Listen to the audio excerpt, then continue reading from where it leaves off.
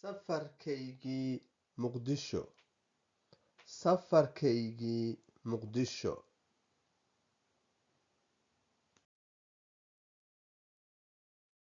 Waxaan safar ku aaday magaalada Muqdisho ee Soomaaliya.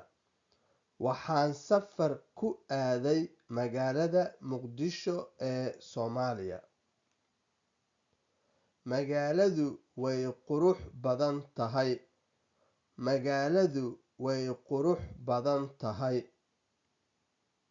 Waxaan aad uga helay xeebaha ciidda cad iyo badda buluugga ah.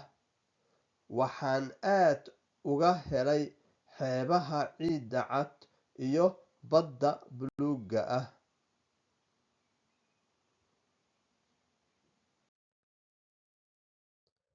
Sidoo kale waxaan cunay cunto macaan oo laga helayo maqaayadaha.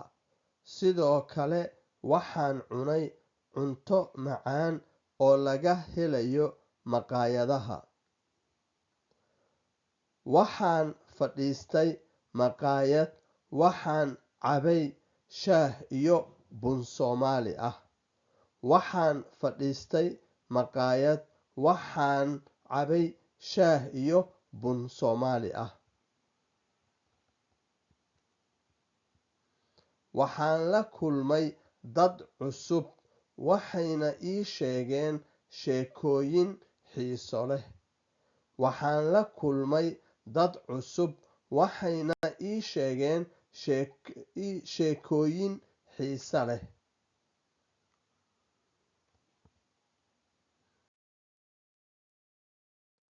Safarkayga Muqdisho wuxuu ahaa mid aan farxad badan ka helay. Safarkayga Muqdisho wuxuu ahaa mid aan farxad badan ka helay.